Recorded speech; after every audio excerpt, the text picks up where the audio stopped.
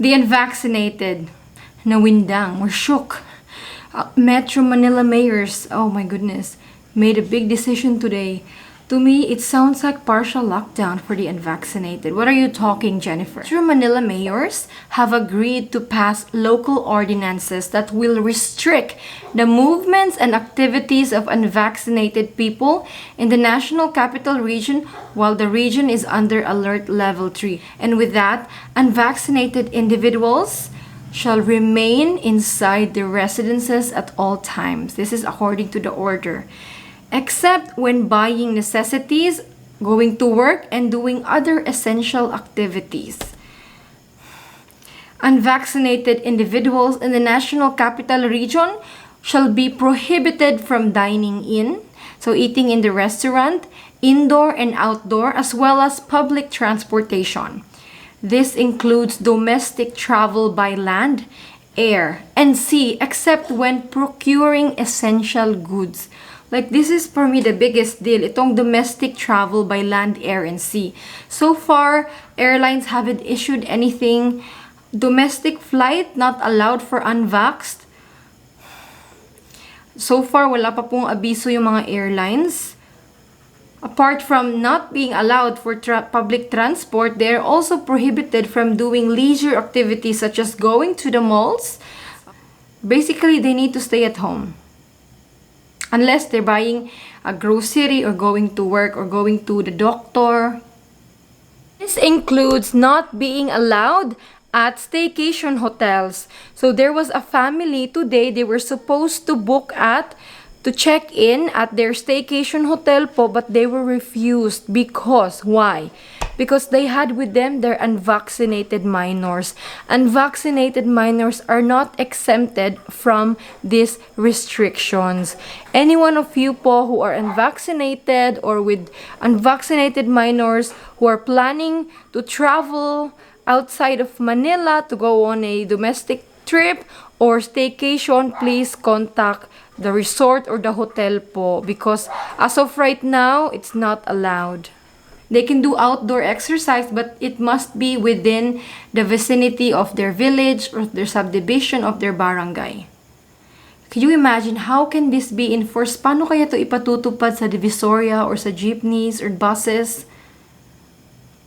Parang kind of expected naman din. Eventually, mangyayari naman talaga ito. Wala man lang abiso like, starting this day, that day, this will be done. Parang medyo hasty itong decisions nila, and it will create again confusion to people on the implementation. Again, yung implementation naman mahihirapan dito. But are there still that many unvaccinated adults in Metro Manila? Because the government claims that more than 100% of the target population in the NCR are already fully vaccinated. So who are those who are left? We don't know. Probably yung mga hindi nagwo-work sa mga establishments. Because if you're working in the establishment and you're unvaccinated, they will require you to show negative test result. So marami na po napilitin magpa-vaccinate because of that. There is a big fine waiting for those who will violate this, unvaccinated. Kung level 2 na hindi na ganito, it will be lifted once ang yung NCR is under alert level 2. Pero wow. Yeah, parang ano talaga, surprise. I am also surprised. I mean, they already told us that they will tighten the restriction on the unvaccinated, but I didn't expect it would go this far as to partially locking them down. Basically, it's a partial lockdown. Like, they're being told to stay at home unless you're going to work or you're buying essential goods. For anyone po who is now living in the National Capital Region, can you please share what's going on there, the reality? Kasi minsan iba din yung binibigay sa news, diba? So share it to us how this order from the MMDA will be implemented. Matutupad ba yan? Ang hirap niyan. Paano i-check sa jeepney, sa Divisoria, sa mga palengke? Ewan ko lang. Siguro sa mga establishments. Pero guys, you may have heard about the news. Another Filipino from the US skipped quarantine after that incident with that Gwyneth.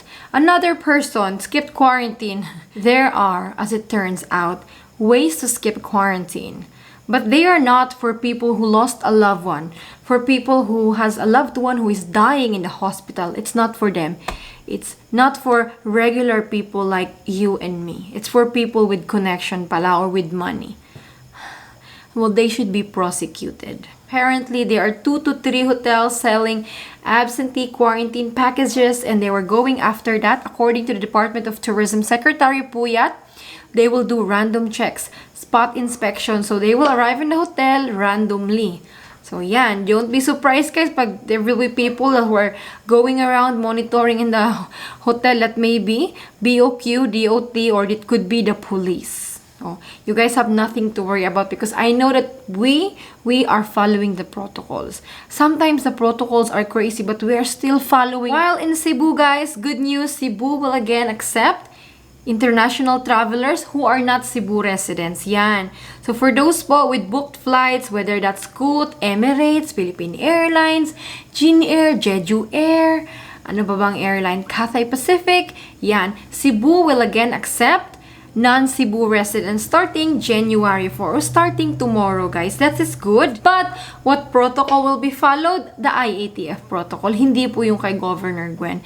IATF protocol po yung ifa-follow. But it's the same thing. You will again be swabbed upon arrival at the Cebu airport and then on the 5th day or 3rd day, so following the green list, yellow list protocol. The arrival cap, according to this shared by Governor Gwen, will be 400. Ang baba pala kasi remember guys, Cebu Airport released the statement and they said it's going to be 850. Pero according to the statement by Governor Gwen, 400 lang. Oh, napakaliit. So, still expect that flights to Cebu might still be canceled or rerouted kasi the arrival cap is still very small. We have to understand that the effect of the typhoon was very severe in Cebu.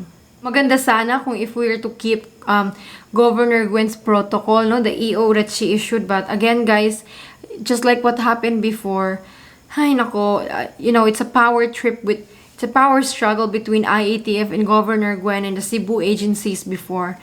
We don't want another closure of airport. Kaya, especially with what's going on right now with that Omicron girl, and then people skipping quarantine, yeah, they ruin it for us. Seriously, guys.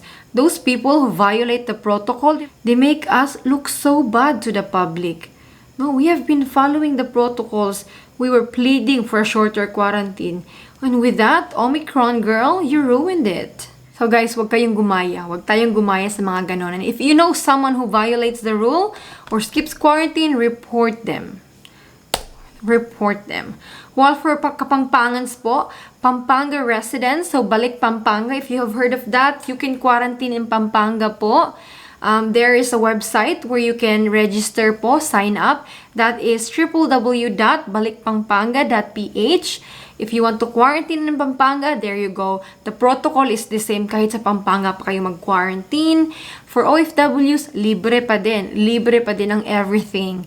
While non-OFWs, the only thing that is free is the pick-up from the airport. So there will be a bus that will pick you up and take you to Pampanga so you can quarantine there. Yun po ang kaibahan. At least, you're quarantining in your province na talaga. Yun lang naman ang difference. What do you guys think about the restriction on the unvaccinated? Well, for those who will be traveling soon to Cebu, please share your experience. There are many flights arriving in the Philippines, but they are limited. It's very particularly difficult sa mga countries with a lot of OFWs. Like the demand for flights there is really, really high, pero kulang yung flights talaga, kulang. Especially for our dear kababayans OFWs. Especially yung mga Middle East countries. Napakamahal ng flight, kulang-kulang pa, punuan na po. So there are flights pero kulang. Sana masolusyonan naman sana. Pero hopefully ngayon mas less na yung uuwi kasi tapos na yung holidays. Tingnan natin. For this is the update for today po. God bless you and stay safe po kayo. God bless you.